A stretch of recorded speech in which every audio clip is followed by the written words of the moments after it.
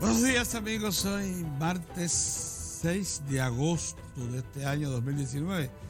Poniendo de manifiesto este 6 de agosto que las fechas fatales referidas a los procesos comiciales, tanto dentro de los partidos como las nacionales, se nos vienen encima a una velocidad sorprendente. Y hace que esto que ha sido, sin duda alguna, motivo de mucha tensión, principalmente por los esfuerzos reeleccionistas que se acumularon en los últimos tiempos, pero que evidentemente parecen ya descartados, esa tensión pues se vaya botando, se vaya reduciendo un poco más. Con todo, la economía y el comportamiento en general de la sociedad sigue afectado por lo que pasa en todas partes del mundo cuando se van a celebrar fechas de cambios de gobierno. Y lo que viene por ahí es exactamente eso, ¿no? Un cambio de gobierno. Porque aunque la principal opción se registra dentro del propio PLD, que sigue siendo el partido preferido por la voluntad mayoritaria de la gente, del pueblo, lo que se prevé que acontezca si hay una victoria PLDista es un cambio sustancial de gobierno. Entonces, todas esas cosas crean mucha tensión. De la misma manera que se habla de la posibilidad de que la oposición pueda montar una propuesta que sea una verdadera posibilidad de poder. Si es así, también se habla, ahí sí habría un cambio sustancial, absoluto de gobierno, de todo el tren administrativo y probablemente de políticas nacionales relacionadas con lo que ha sido el modelo de desarrollo económico, social e institucional dominicano en los últimos años, calificado de exitoso, pero que es muy criticado por la oposición más activa de la política dominicana, que dice que no se ha hecho nada. Ustedes saben cómo se practica la política opositora en el país. Según esa política opositora, aquí no ha habido desarrollo en ningún campo esencial, ni en educación, ni en agropecuaria, ni en el plano de la manufactura o del turismo, que todo lo ponen en duda, ejerciendo una práctica que es muy característica de la oposición dominicana, la de negar virtudes a cualquier tipo de iniciativa que provenga del gobierno.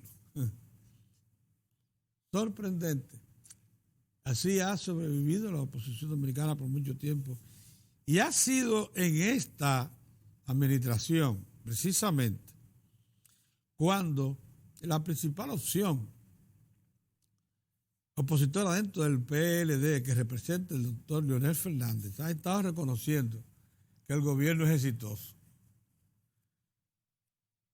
Aunque por lo bajo en redes sociales eso se expresa de otra manera, pero el principal vocero en público de la opción que le disputa el poder al actual equipo gobernante, que es aquí encabeza el doctor Leonel Fernández, reconoce que la presente gestión es exitosa, lo que quiere decir que muy probablemente, si alcanza la candidatura por el partido oficial, cosa que se definirá en las próximas semanas, entonces estemos hablando de una plataforma de promoción política basada en los éxitos del gobierno en el poder. Una cosa que va a ser probablemente muy distintiva de la política dominicana en los últimos tiempos. En estos días hemos estado todos muy cercanos a los Juegos Panamericanos que se desarrollan en Lima, Perú. Y Muy atento, como siempre, a los dominicanos nos gustan mucho los deportes. Hemos visto como el fin de semana fue muy seco en eso de medallas. Y desde el 31 hasta ayer no habíamos cosechado medallas hasta que conseguimos una del tenis de mesa de bronce. Y con eso todavía preservamos la posición 10 del medallero. Hoy se inician en la tarde las pruebas atléticas, atletismo, voleibol femenino mañana y judo. En esas pruebas es muy probable que agreguemos medallas. Ojalá que sean medallas de calidad, como la medalla de oro o de plata, porque de esa manera garantizamos la permanencia en el puesto 9 y a 10. Lo importante fue lo que se propuso el Comité Olímpico Dominicano cuando anunció que iba a participar en los Juegos Panamericanos, era preservar la posición del 1 al 10, pero fundamentalmente entre el 8 al 10, 8, 9, 10, porque esa es la posición que hemos ganado en los últimos años. Ojalá que se mantenga. Hay el desarrollo del deporte en cada país va parejo con el desarrollo económico y social. A excepción de Cuba, que concentró buena parte de su accionar estatal en la creación de una infraestructura deportiva poderosa desde los tiempos de la Guerra Fría hasta muy recientemente, sacrificando presupuesto para otras actividades importantes de la sociedad. Lo que es práctica común en las sociedades más abiertas, más democráticas, es lo siguiente, que acompasando el desarrollo económico, social e institucional, el deporte va adquiriendo también nuevas categorías.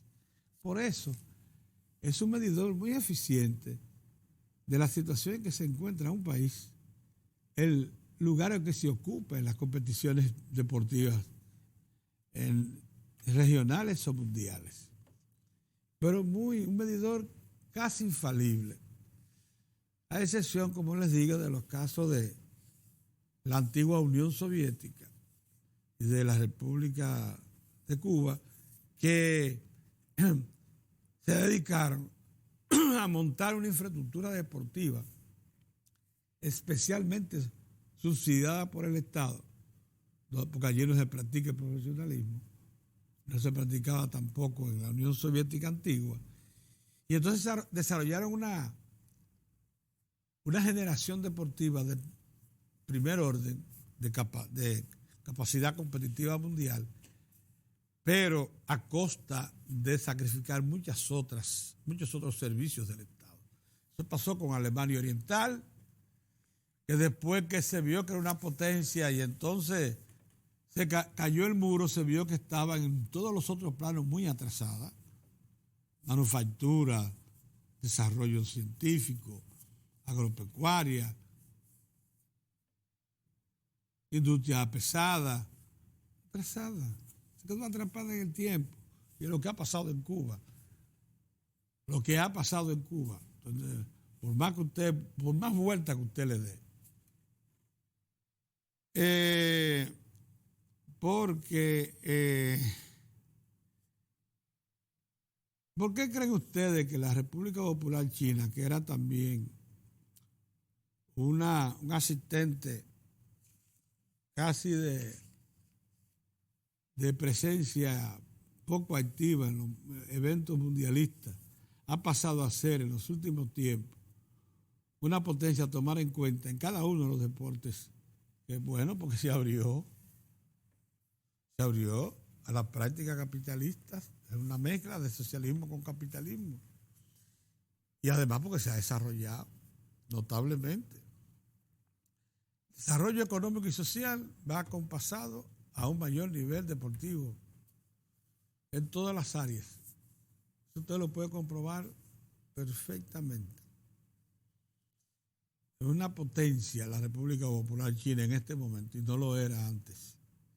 Y en todos los deportes se ha desarrollado porque adquirió tecnología, pagó expertos que le transmitieron prácticas modernas en todos los planos. Las tenía propias, lógicamente. No vamos a decir que no tenía propia tecnología, propio conocimiento y expertise en la práctica deportiva, pero se le habían ido adelante muchas otras naciones y por eso en las competiciones mundiales no aparecía con el grado de representación que tiene ya en la población mundial.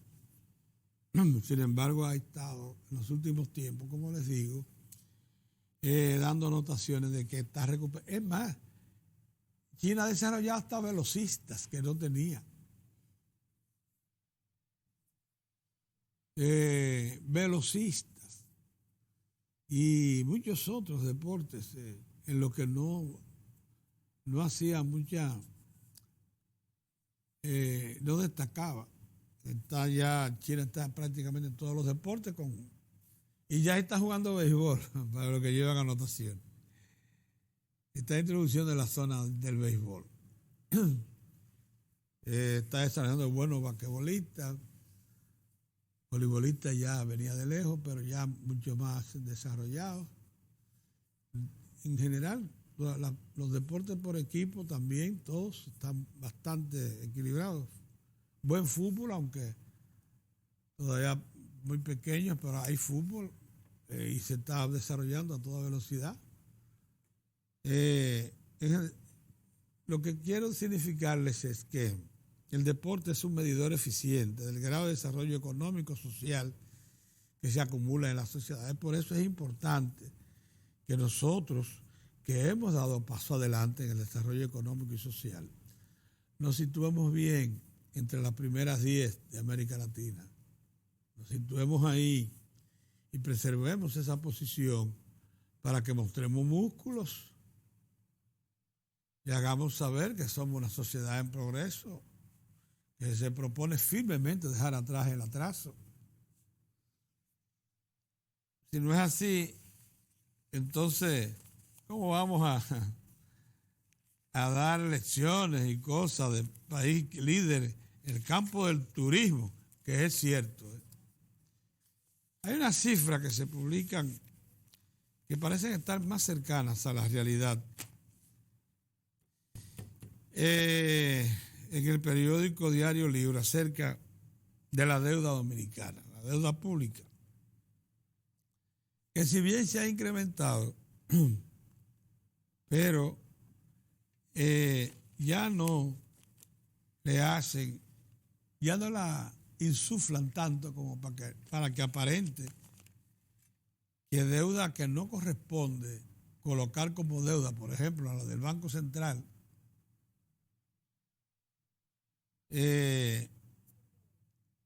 la estén calculando como tal. Ya para muchos, incluyendo para este Diario Libre, que hace mucho ejercicio de este tipo, está claro de que existe una diferencia cuando se calcula la deuda muy importante. Por ejemplo, la deuda externa de la República Dominicana en moneda dura asciende a 23.564 millones de dólares. Para un Producto Interno Bruto debe estar por los 85, 86 mil millones de dólares y quizás más cerca de los 90 mil millones de dólares. Esta deuda es poco más de un 20%.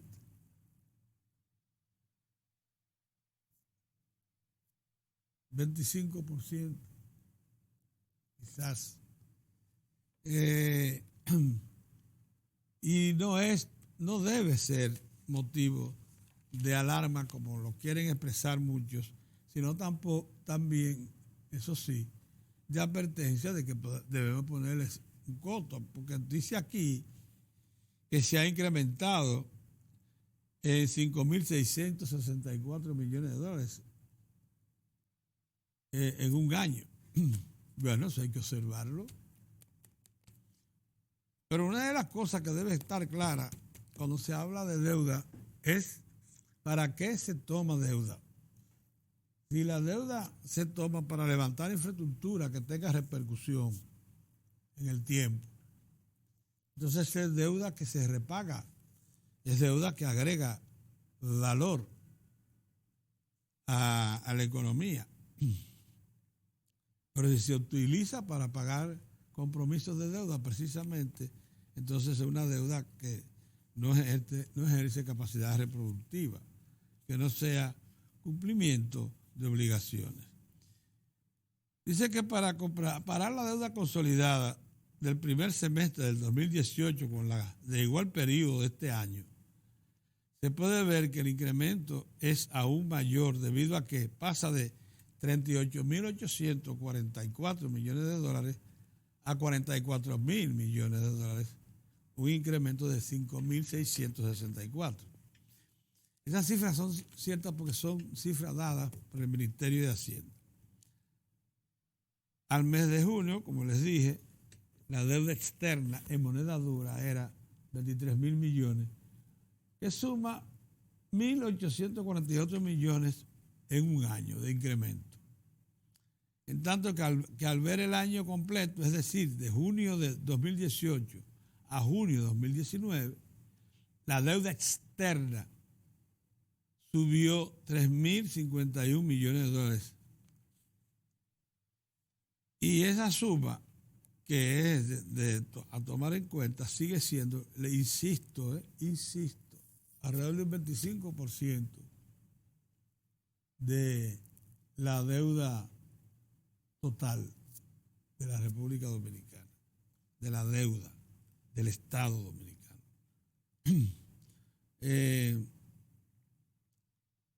Hay un incremento en la deuda interna según estas cifras, la cual pasó de 20.361 millones de dólares equivalentes, aunque sea en pesos, la calcula a dólares para que la entendamos mejor. En marzo del 2019 a 20.944 millones. Un incremento de 582 millones de dólares, la deuda interna. De junio 18 a igual mes de este año, la deuda interna pasó de 18.331 millones de dólares a 20.944 millones de dólares. Un incremento de 2.612 millones. Yo insisto en lo siguiente, en que estas cifras, que si bien nos mueven a preocupación, no de ninguna manera a crear el famoso fantasma del default, o sea, de la falta de pago, de que estamos cayendo en una posición tan débil que en cualquier momento se nos puede venir abajo. Todo eso no es verdad. Es una deuda manejable, es una deuda pagable. De hecho, la República Dominicana es la única nación latinoamericana que no ha caído en default, que no ha faltado al pago de su deuda, ni siquiera en el periodo tormentoso de 2003-2004. No se dejó de cumplir con las obligaciones. Y así venimos desde 30, 40 años atrás. Nosotros, la República Dominicana, no tiene historial de retraso en el pago de deuda. Por eso tiene tan buen nombre en la comunidad financiera internacional. No solamente de las entidades multilaterales, sino también de la banca financiera privada internacional. Y eso tenemos que resaltarlo siempre. Y tenemos que decir también que no es justo que la deuda del Banco Central se le sume a la deuda total, porque en lo que respecta a las pérdidas operativas del Banco Central, que se registran principalmente con el manejo de sus certificados, estos certificados tienen su soporte. El dinero con los cuales se compraron están congelados, están en bóveda. Por tanto, es un asunto de registro contable. ¿Qué ha perdido el Banco Central en esas operaciones? Bueno, que si no tiene la reposición de los recursos que paguen intereses por esos certificados, recursos que le debe suministrar el Tesoro, o sea, el Ministerio de Hacienda, bueno, eso pasa a ser pérdida del Banco Central. Un asunto de pasivo del Estado, un pasivo del Estado. Se registra como un pasivo, pendiente de compromiso por parte del Ministerio de Hacienda. Misma situación que se registra con el tema eléctrico, que la gente cree que el subsidio, que ha sido de aproximadamente 1.000 millones de dólares por año, desde el 2002 o 2003 hasta la fecha, porque si usted lo suma toda la partida y la promedia le da alrededor de 1.000 millones de dólares por año, cree que eso sale de la nada. Eso sale de un fondo que se llama Fondo para la Estabilización de la Tarifa Eléctrica, el FETE, que es un fondo del Ministerio de Hacienda, el Tesoro, que está ahí, una deuda que tiene el Estado por efecto de ese subsidio que le presta a los consumidores de más bajos ingresos, que no pueden pagar la energía tan cara. Por eso es que usted ve que hay distintos precios de la energía. Pero esa diferencia de precio en la energía la cubre el Estado mediante el fondo FETE. ¿Cuánto hay perdido? ¿Cuánto hay acumulado en ese fondo de pérdida del Ministerio de Hacienda, del fondo que administra el Ministerio de Hacienda? 8, 10, 12, 14 mil millones de pesos. Una cantidad impresionante. Bueno, mismo pasa con los intereses que ha tenido que pagar el Banco del Banco Central a tenedores de certificados que, sin embargo, le entregaron pesos que están en bóveda, que la ley le impide al Banco Central tocarlo, y que el Tesoro no se lo ha repuesto, porque la ley dice que el Tesoro debe cubrir las pérdidas operativas del Banco Central para que éste tenga la autoridad interventora en el mercado monetario y financiero, para que tenga probidad, para que tenga garantías. Lo ha hecho, y lo ha hecho con mucha eficiencia. Asunto que, por cierto, quedó demostrado en una reunión ayer del Banco Central, del Ministerio de Hacienda y de la banca, toda, donde salió a relucir la buena relación que ha habido, la perfecta coordinación entre políticas monetarias y financieras con política fiscal vía el Ministerio de Hacienda.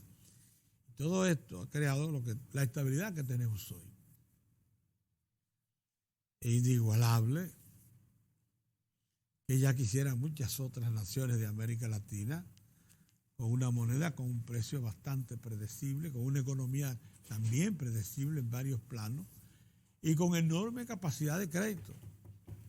República Dominicana es una de las naciones mejor situadas en los mercados financieros internacionales, más apreciada.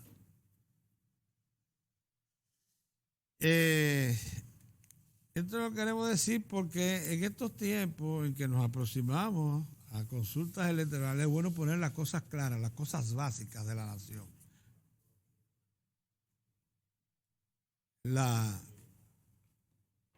Los números que son clave para la nación hay que ponerlos con claridad y con responsabilidad para que se sepa que a pesar de los embates que nos vienen de fuera, porque no es que estamos tampoco favorecidos por vientos de fronda, no, hay muchos vientos que son difíciles, que nos ponen a prueba. Miren ustedes, Wall Street cerró ayer con las mayores pérdidas de este año. Un 4% de pérdida tuvieron ayer las instituciones de Wall Street, principalmente las relacionadas con la alta tecnología. Y y eso se refleja en el conjunto de la bolsa de valores. En resumen, y es lo que quiero poner en claro, nosotros estamos bastante bien y los eventos políticos nos han sacado de lo que es un buen manejo de los asuntos oficiales relativos a la economía nacional, a la sociedad en su conjunto. Cosa que debemos celebrar, ¿no es así, don Mozart? ¿Qué es lo que hay, Pedrito? Le agregamos una ¿cómo me dirá? No lo vayan a pegar al nieto. Inmediatamente dicen que yo está la policía. Se cerró la puerta. Trancó la puerta de eléctrica, la de salir.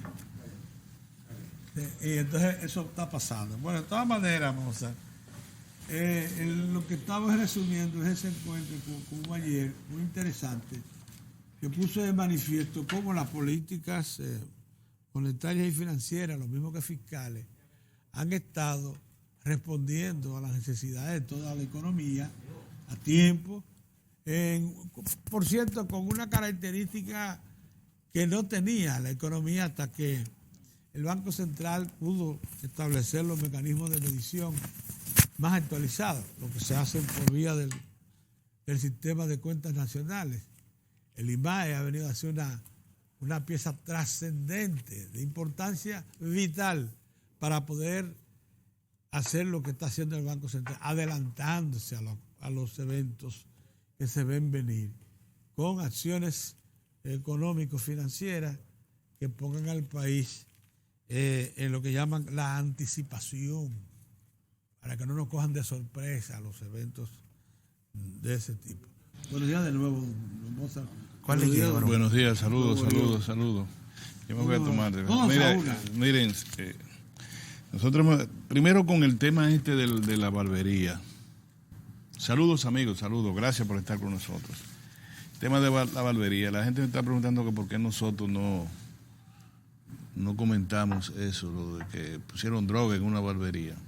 Y es que nosotros no nos amarramos tanto a las redes, esperamos que alguna autoridad asiste, investigue. Cuando el caso llega al ámbito terrenal, entonces nosotros los abordamos, porque las redes son, no es que estén mal, hay muchas imágenes muy terribles en las redes, pero esta, por su situación difusa, era mejor esperar. Ya creo que el inspector general del Ministerio Público fue al lugar donde ocurrió esto.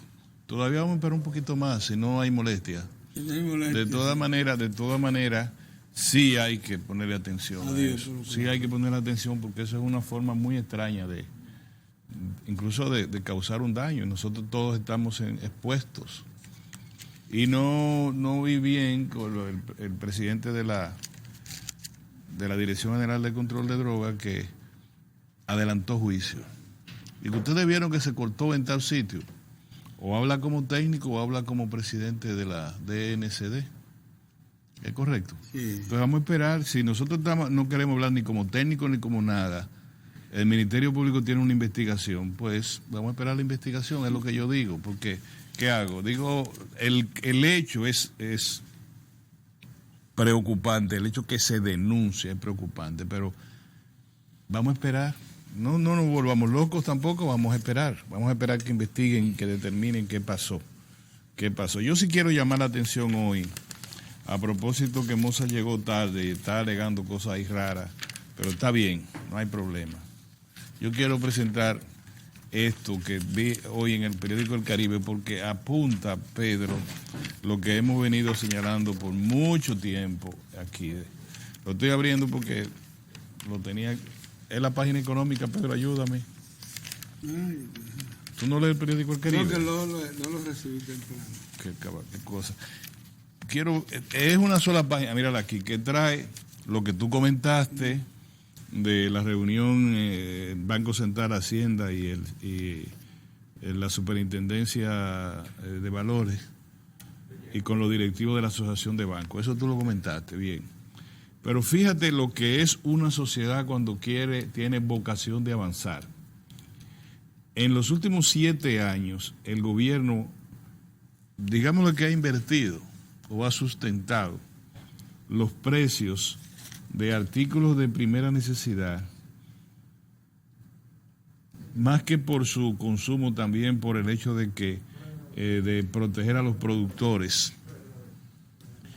El arroz, las habichuelas, el ajo y la cebolla, para que quede a un costo más o menos asequible, para que se puedan almacenar, que no salgan al mercado bruscamente y evitar la saturación del mercado, ha implicado para el gobierno una inversión en 7 años de 44.130 millones de pesos. ¿Tú sabes qué significa eso? Gobernanza. Suponte tú que el arroz, que yo no sé cómo está, porque no el precio. El más estable en los últimos 12 años. Suponte que el arroz, que el arroz no tuviera los casi 8.000 millones anuales, 6.000 solo el Banco de Reserva, los otros bancos estarían por 2.000 millones, 8.000 millones en pignoración. La pignoración quiere decir que el interés corre por el Estado y los productores pagan solo el capital. Los bancos no pierden nada. Y lo pagan en la medida en que van desapoderándose de la cosecha almacenada. Almacenada, o sea, no es que le ayuda a organizarse. Le ayuda a organizarse.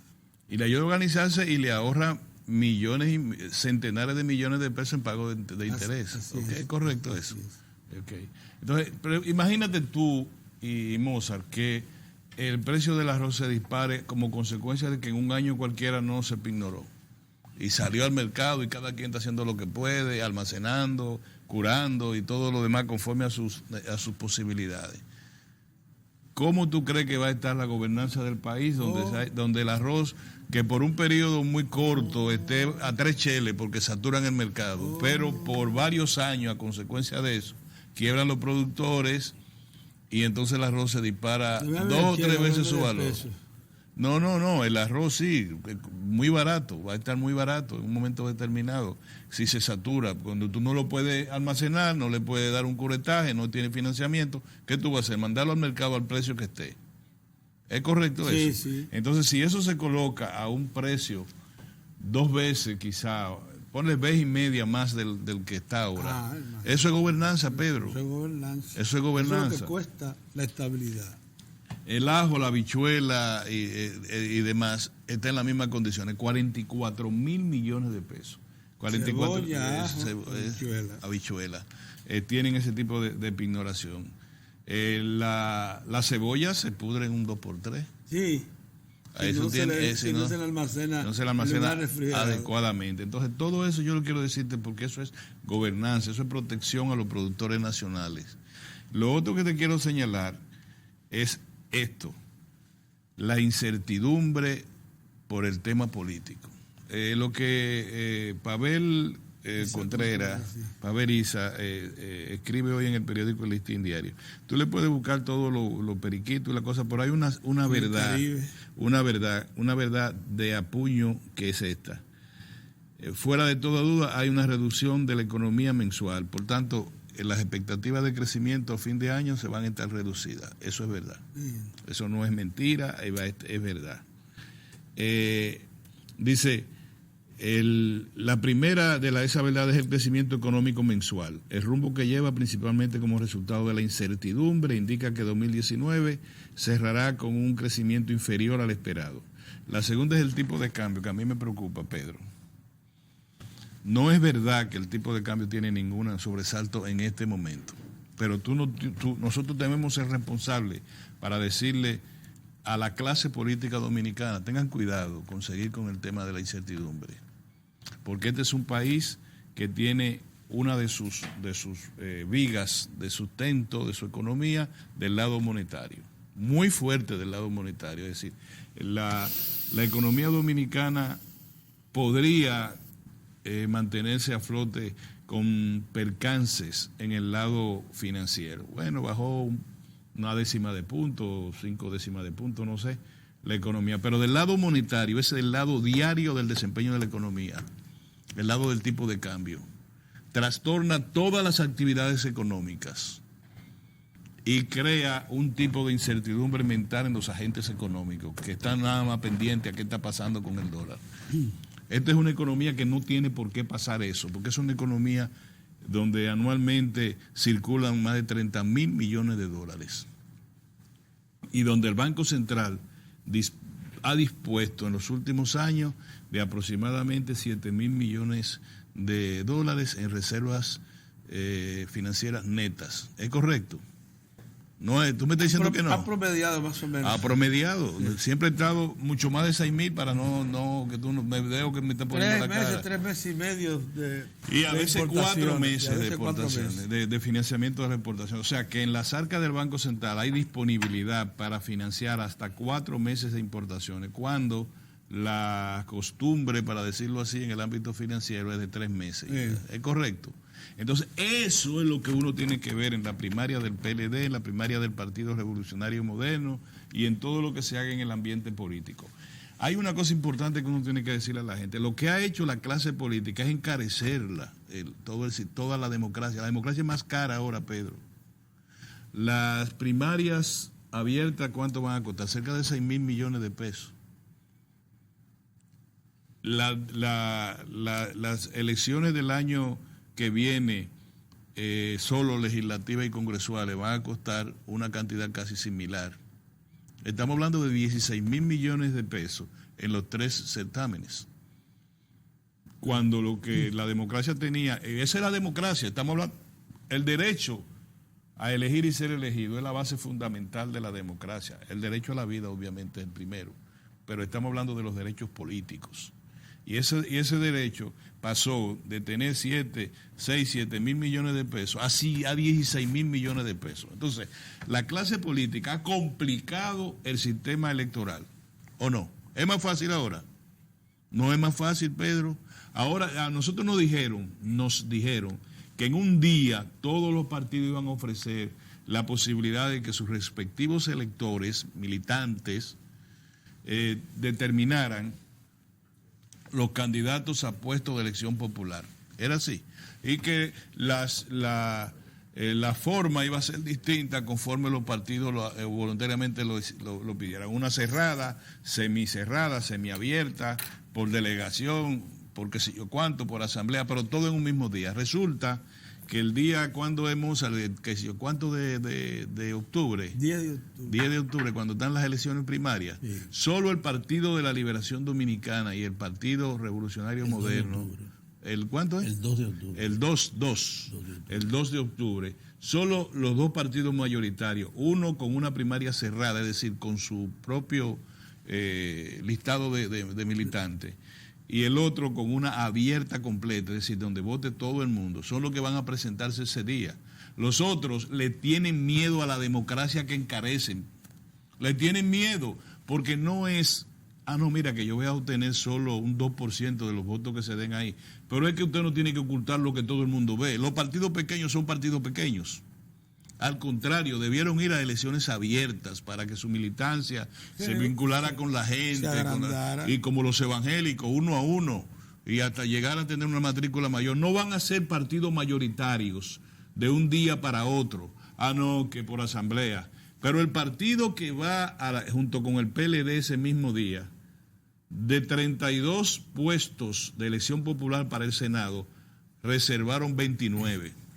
Van a unas elecciones donde su militancia va a escoger 3 candidatos a senadores. Sí. Y de 190 diputados reservaron como 107.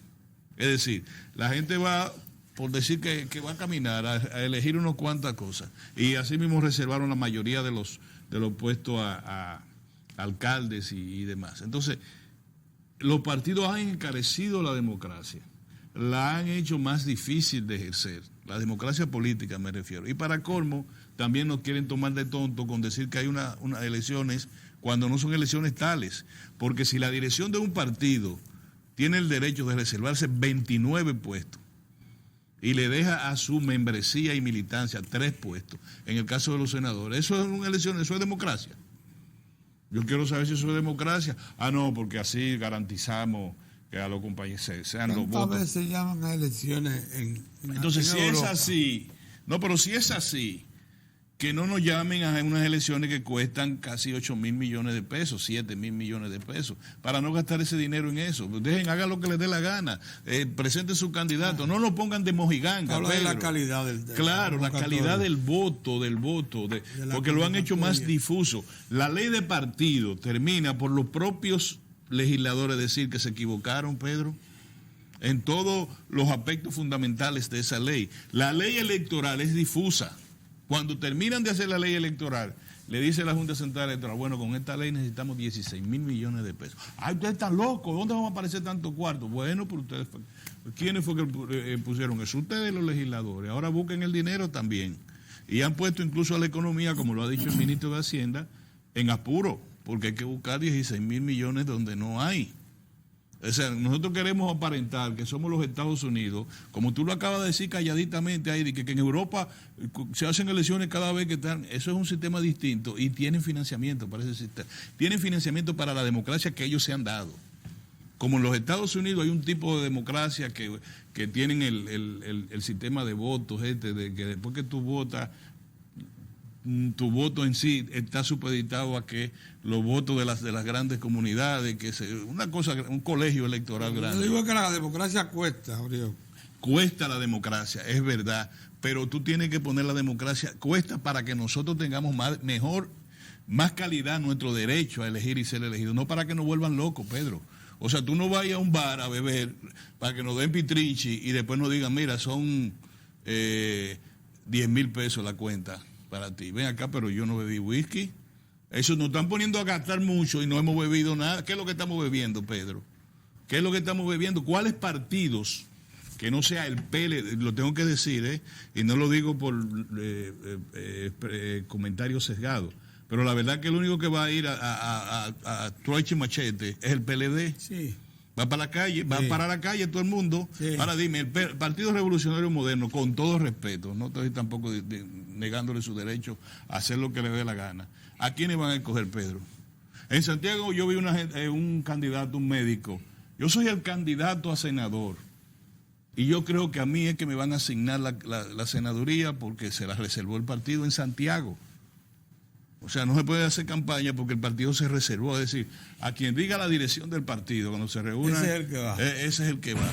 Entonces, y esto de Paveri, yo no quiero tampoco ponerlo a ustedes a considerar el artículo incertidumbre, desaceleración completo. Y devaluación. Lo que pasa es que nosotros hemos hablado de la incertidumbre que provocó la crisis del PLD. Y la economía dominicana tiene que estar en la dirección. ¿Cuál es el regalo? Siempre yo lo digo, que el gobierno del Partido de la Liberación Dominicana, el partido también, le van a entregar a este país, lo mismo que han hecho los últimos años, que le entreguen una economía que supere en porcentaje el número anterior. Sí, así es. Y que le entreguen el ejemplo de democracia interna más fecundo que se pueda ver, porque aquí están hablando de democracia y de cosas, pero ningún partido tiene democracia. Ningún partido, Pedro, ni los chiquitos. Los chiquitos son dueños, tienen la llave, anda el dueño de ese partido para hacer lo que le da la gana. Aquí los partidos no han enseñado, ni la izquierda ni nadie. Vete a la Bolívar, para que tú veas los partidos de izquierda con el mismo rostro de hace 50 años. Guayubín, el Barbudo, el otro Barbudo más blanquito, y todos son lo mismo, y dice alianza, que sé yo cuánto, no, soy yo que voy, y nadie vota ni nada, y la asamblea ha aprobado. Esa es la democracia que nos están dando, Pedro. El del difunto Atuey, el hijo se puso al lado, y es verdad, la herencia le tocó al hijo, se acabó, el hijo se puso al lado del papá. Aquí estamos nosotros, no a la reelección, y ya ese partido es por ahí que va. Eso no es democracia. Nosotros tenemos que decirle a esta gente, miren, no nos sigan engañando, Un momentito. El único partido democrático en este momento es el PLD. ¿Por qué? Porque su primaria es abierta, Mozart puede ir a votar. Lo único que ha dicho el presidente de la Junta Central Electoral, que el que vote en esa primaria, los que voten en la primaria del PLD... No pueden ir a los otros partidos, no pueden estar presentes en la primaria. En la primaria de los otros partidos. Yo no sé cómo lo van a hacer, pero eso es lo que dice. Bueno, porque se lo sacan del... del padrón. No, porque Mozart me dijo ayer, si mal no recuerdo, que el PRD o cualquier otro partido podría incidir. Los miembros del PLD son ciudadanos de la República. Los que ellos pueden ir a votar. Ellos del pueden ir a PLD votar. no podrán sufragar en otro partido. No pueden. Dice el presidente de la Junta. ¿Cómo? Ya, nada más voy a decir eso porque Mozart hoy me dio el turno adelante. Lo único que quiero señalar, dos cosas finalmente. No es verdad que el presidente Danilo Medina desea bajar las escalinatas del Palacio Nacional con una economía que no sea igual o mayor su crecimiento del año pasado. Y por eso es eso que tú estás oyendo a las autoridades monetarias trabajando intensamente. Claro. La última vez establecieron que los 5,000 y tantos millones adicionales del desencaje bancario van a tipos de viviendas de cualquier naturaleza en su valor. Y segundo, hay que decirlo claramente, la economía dominicana tiene las condiciones objetivas para cumplir con 5 puntos. ¿Cuánto era? 5.5 el propósito. Hay circulantes suficientes, los agentes económicos quieren trabajar, búscate en todos los agentes económicos quieren vivir. Ahora mismo el ministro de Educación liberó una cantidad impresionante de dinero para arreglar escuelas, eso quiere decir circulante con valor agregado, es decir, esos circulantes son qué sé yo cuántos millones, de 400 qué sé yo cuántos millones, eso van a buscar cemento, varilla, pintura, por todo el pupitre, por todo el país. Es decir, la economía dominicana está en condiciones de no tener ningún tipo de desaceleración. Claro, tienes elementos de lo que el Banco Central define como complicado sector externo. El tema de los 150 millones menos en el turismo, a consecuencia de la campaña cruenta. ¿Quién sabe quién la mandó? Y obviamente la economía de los Estados Unidos bajó un punto y algo porcentual este mes, a consecuencia de la crisis que se deriva de la guerra comercial con China, que China está haciendo, por ejemplo, está haciendo una manipulación con la moneda que está afectando a Estados Unidos. Y una noticia no agradable, obviamente, ha sido el decreto presidencial del presidente Trump del bloqueo total a Venezuela, total. Ahí no puede entrar un pincho o un alfiler a Venezuela hasta que no se vaya el señor Maduro. Bien, buenos días, jóvenes. Mira, yo eso de los enfoques de los economistas, yo soy muy respetuoso de los economistas. Ellos son son la gente que saben de eso, ¿verdad? Están al día con las cifras. Pero no sé, pero yo tengo como me inclino a favor de los organismos que tienen instrumentales para medir y proyectar la economía. Un economista puede tener una visión y puede apelar a una interpretación de la cifra. Y él, que tiene capacidad para eso, cualquiera de los economistas.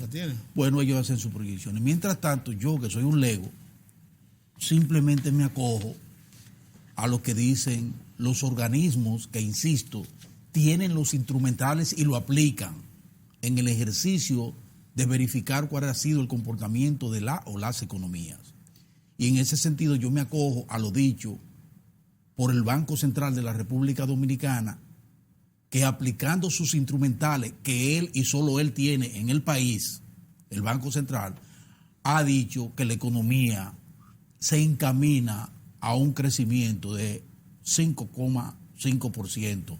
Por ejemplo, ese mismo Banco Central responsable ha dicho, ciertamente hemos tenido un proceso de desaceleración que ha venido dado por factores internos, como ha sido la situación que hubo aquí en el país, que la hubo, ustedes lo saben, con el problemita que tuvimos con el turismo, el escarceo político electoral, y componentes externos como lo que ha sido precisamente la situación de la guerra entre China y Estados Unidos, una situación que se verifica con alzas y bajas, con el asunto del petróleo y por situaciones globales que han afectado las economías de toda la región, con más severidad aquellas economías que no estaban preparadas, como al efecto lo está la de la República Dominicana, para resistir esos embates.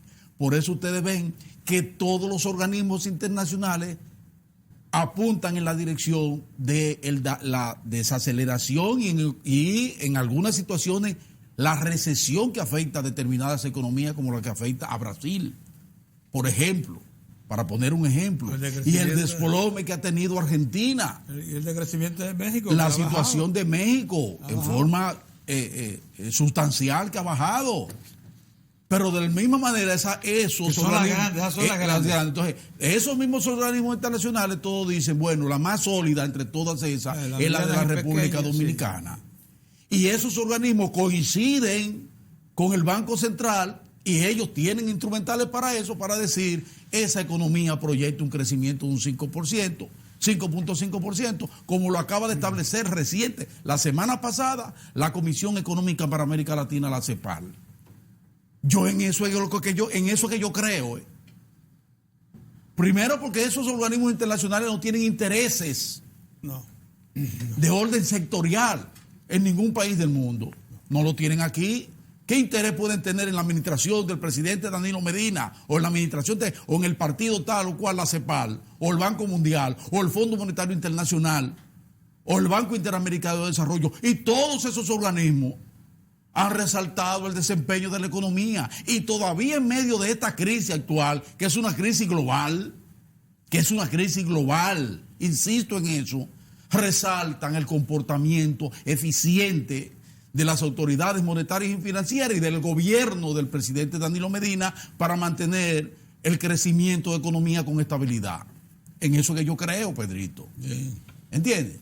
En ese mismo sentido, fíjense ahora, por ejemplo, para poner un ejemplo, yo quiero felicitar al buen amigo Luis Armando Asunción, que está al frente de la Superintendencia de Banco.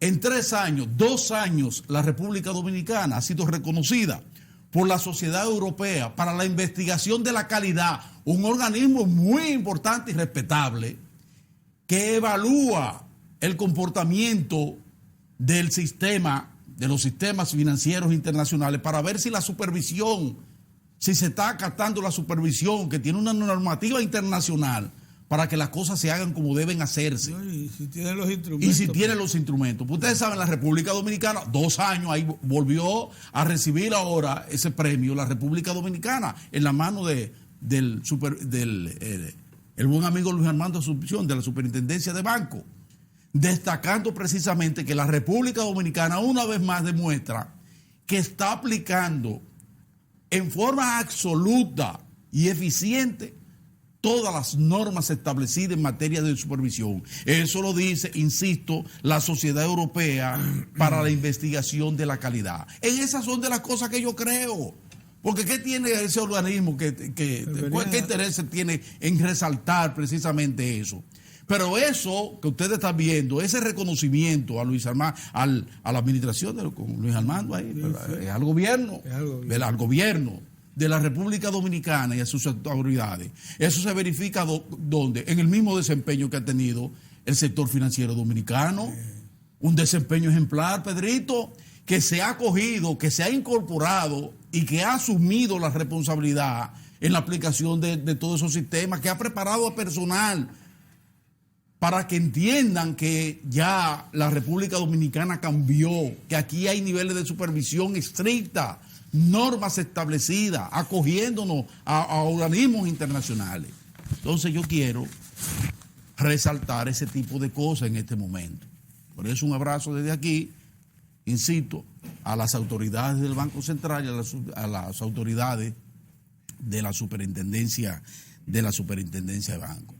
Finalmente, miren una cosa, ayer nosotros comentábamos la importancia que tiene para el país programas que se están ejecutando que tienen un impacto directo en los sectores más vulnerables del país. Y nosotros resaltábamos ayer precisamente lo que está aconteciendo con el proyecto Domingo Sabio, un proyecto importante porque impacta a más de 400 familias de una de las zonas más vulnerables de todo el país, porque gente que vive, a orillas mismo de los Amas, si se puede decir que ahí, vive, en el metida fangal ahí, de en los el Amas. fangal, con todo lo que eso representa en materia de salud y de seguridad.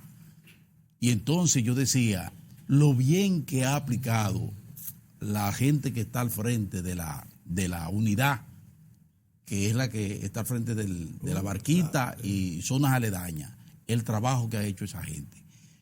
Yo soy un desalojado, o sea, yo fui desalojado siendo un niño. El desalojo es una de las cosas más traumáticas, Pedro. Sí, claro. El desalojo es traumático. Pero fíjense la forma en que se ha llevado a cabo. Usted sabe lo que es movilizar 800 familias, Pedro. Y ahora este fin de semana 400 familias. Sacarla de allí en un programa con sensibilidad social, con respeto a la dignidad de la gente, al derecho que tiene la gente adquirido ahí por mucho tiempo, viviendo ahí en condiciones realmente inhóspitas, terribles. Pero bueno, ese desplazamiento se hizo sin el menor problema, sin violentación de los derechos de la gente, de la dignidad, del respeto a la gente. Se le pagó los derechos adquiridos para el traslado de esa gente, para salvarla, para sacarla de allí. Entonces, esas son de las cosas que uno tiene que resaltar en medio de toda esta varaunda, en medio de todo este proceso en el que hay gente que insiste en hacernos creer que nosotros estamos, que esto es un laberinto y que nosotros, este es un país sin salida, que este país eso no es verdad. No es verdad. Gente que está apostando a que nos creamos con el pesimismo. No, la República Dominicana marcha y marcha bien. Y marcha bien. Tiene sus tropiezos y cómo no lo va a tener si es un país con alto nivel de dependencia de situaciones externas que nosotros no controlamos. Y al mismo tiempo es cierto, con falencia, con debilidades administrativas y de gerencia, eso es verdad.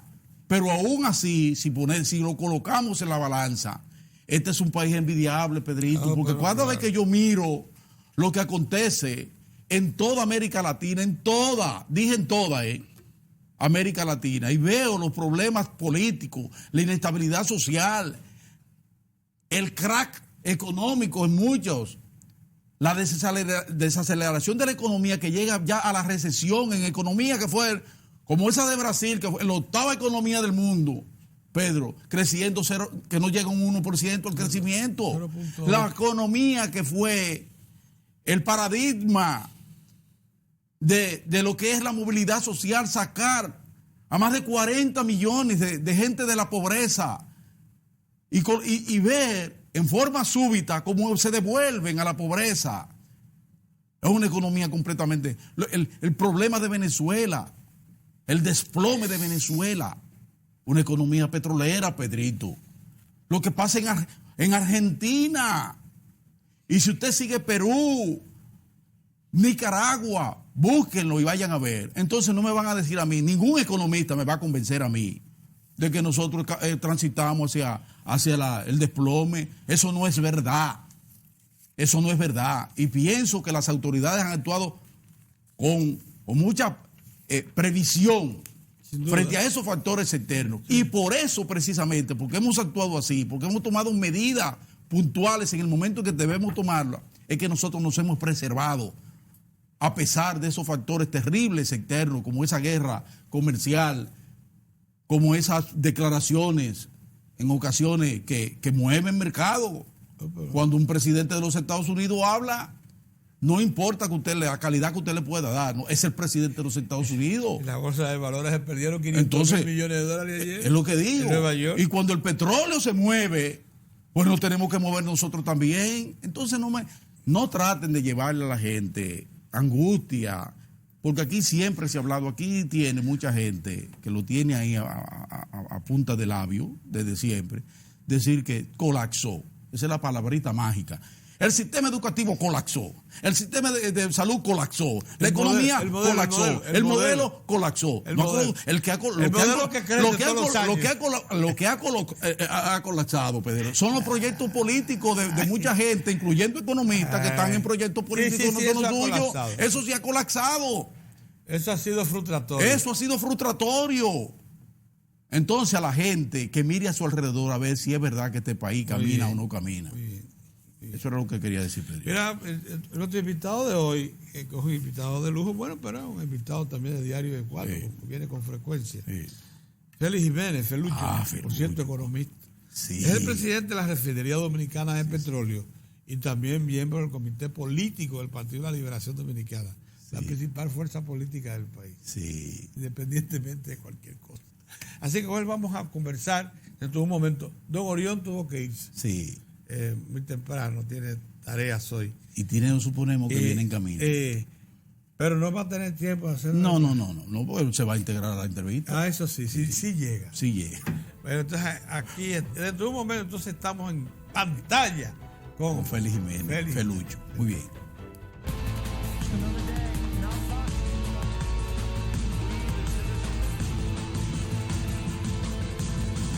Muchas gracias a todas las personas que nos sintonizan en los Estados Unidos por TV Quisqueya y aquí en la República Dominicana por Vega TV y RNN, Canal 27. Muchas gracias por estar siempre con nosotros. Ahora, de inmediato pasamos a las noticias internacionales.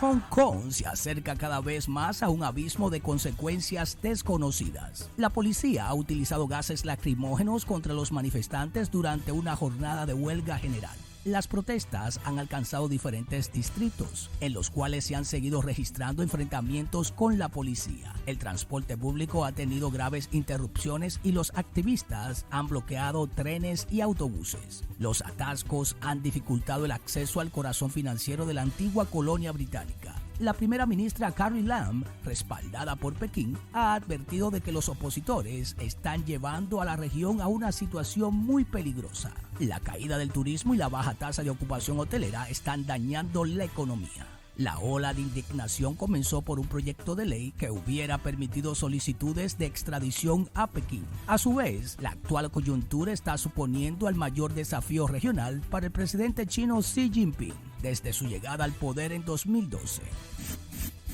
La guerra comercial entre China y Estados Unidos sacude las bolsas europeas. China ha devuelto el golpe a Trump al devaluar el yuan a mínimos en 10 años, $1 igual a 7 yuanes. Y esto tiene duras repercusiones en Europa. Pekín prometió represalias a los nuevos aranceles anunciados por Trump y ya aquí están en forma de guerra de divisas. Esta guerra comercial continuará hasta las elecciones presidenciales de Estados Unidos. Aún no le ha llegado el turno a Europa, pero con las amenazas de la Casa Blanca todavía puede pasar muchas cosas. Dice este analista, la tasa de cambio es un arma y aquí están sus coletazos. En España, el IBEX se ha visto arrastrado un 1% a la baja y las bolsas asiáticas cerraron con caídas superiores al 2% en Tokio, Hong Kong y Seúl. El Banco Popular de China ha dejado caer el valor de la moneda como contramedida a los aranceles para así no perder competitividad. Uno de los miembros de la cúpula de la organización criminal brasileña conocida como Comando Vermelho intentó escapar de la prisión disfrazándose de su hija cuando ésta le visitó en el penal. Sin embargo, los policías consiguieron desenmascararle gracias al nerviosismo que mostró en todo momento. Clauvino da Silva, así se llama el narco, también conocido como Baixino. Al parecer, su plan era dejar a su hija de 19 años dentro de la cárcel. La policía está investigando el posible papel de la joven como cómplice en el fallido intento de fuga de la prisión de Jerezinó, al sudoeste del país. Para Diario de Cuatro en las internacionales, Joanis Ramírez. Ahora nos vamos a una breve pausa y luego continuamos con el contenido de Diario de Cuatro.